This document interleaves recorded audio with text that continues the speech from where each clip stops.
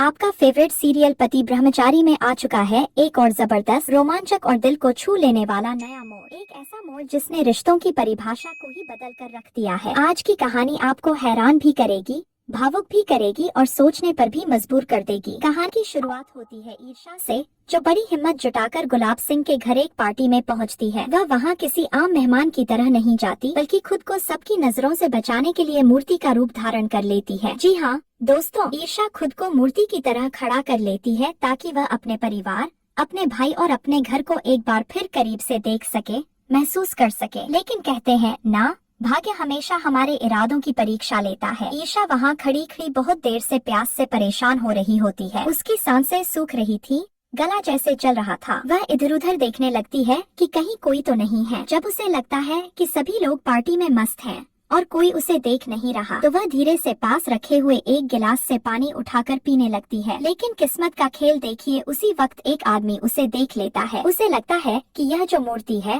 वह हिल रही है। वह चौकन्ना हो जाता है और धीरे धीरे ईर्षा के पास जाने लगता है। तभी बिल्कुल सही समय पर वहाँ पहुँच जाता है सूरज। सूरज बड़ी चालाकी से स्थिति को संभालते हुए बोलता है, अरे किशोर, इस मूर्ति को हाथ मत लगाना, ये बहुत कीमती मूर्ति है। अगर यह गिर गई तो हमारा बहुत बड़ा नुकसान हो जाएगा। किशोर थोड़ा डर जाता है और तुरंत रुक जाता है, लेकिन फिर भी वह संदेह में रहता है। किशोर सूरज से कहता है, लेकिन मुझे तो यह मूर्ति हिलती हुई दिखाई दी थी। सूरज तुरंत बड़ी समझदारी से जवाब देता है, अरे शायद तुम्हें वहम हुआ होगा, इतनी तेज हवा चल रही है, शायद उसी वजह से तुम्हें ऐसा महसूस हुआ हो। तभी वहाँ पर गुलाब सिंह भी आ जाता है। गुलाब सिंह भी इस बात को सुनता है। किशोर गुलाब सिंह से कहता है, गुलाब भैया, मुझे सच में लगा ये मूर्ति हिल रही थी। लेकिन सूरज बड़ी चालाकी से फिर से माहौल संभाल लेता है और सभी को यह यकीन दिला देता है कि यह सब सिर्फ हवा की वजह से था। गुलाब सिंह भी थोड़ा शांत हो जाता है और सभी लोग दोबारा से पार्टी में मस्त हो जाते हैं। लेकिन दोस्तों, यहाँ से असली खेल शुरू होता है। सूरज चुपके चुपके ईर्षा के पास आता है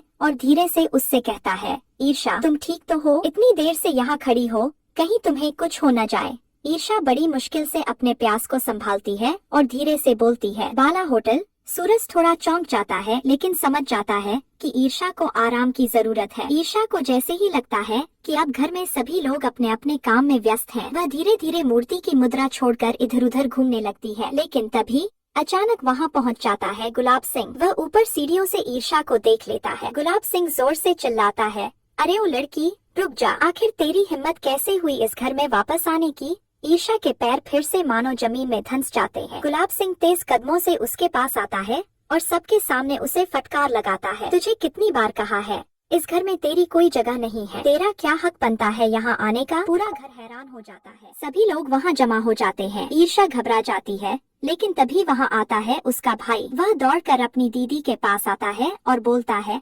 पापा रुक जाइए, ये मेरी दीदी है, मेरी दीदी यहाँ से नहीं जाएगी। वह ईर्षा को गले से लगा लेता है। एक भाई की बहन के लिए मोहब्बत देखकर सबकी आंखें नम हो जाती हैं। वह ईर्षा को अपने कमरे में ले जाता है और प्यार से बैठाता है, दीदी आप कैसी हैं? क्या आपको बहुत तकलीफ हुई? ईर्षा अपनी आंखों में आंसू लिए मुस्कुरा देती है। दोनों भाई बहन की बातचीत में सालों का बिछड़ाव जैसे पल भर में मिट जाता है। तभी वहाँ आता है सूरज, जो ईर्षा के लिए हमेशा ढाल बनकर खड़ा रहा है। सूरज ईर्षा को देखता है और उसके पास जाता है, ईर्षा अब तुम अकेली नहीं हो, मैं तुम्हें लेने आया हूँ, चलो अब हम अपने घर चलेंगे। ईर्षा थोड़ा हिचकिचाती है, लेकिन सूरज के भरोसे भरे शब्द सुनकर उसके कदम खुद ब खुद सूरज के साथ चल पड़ते हैं। सूरज ईर्षा को अपने साथ वापस घर ले आता है, लेकिन इस बार हालात थोड़े अलग होते हैं। ईर्षा अब किसी से कुछ मांगने नहीं आई थी, वह अपने हक की लड़ाई लड़ने आई थी। घर में दाई माँ, जो हमेशा से ईर्षा को बहू मानने से इनकार करती थी, आज भी सामने खड़ी थी। लेकिन इस बार ईर्षा के हाथ में कुछ ऐसा था जो दाई माँ के सारे सवालों का जवाब था। ईर्षा ने वह पैसे दाई माँ को लौटा दिए जो उन्होंने उससे कमाने के लिए कहा था। दाई माँ,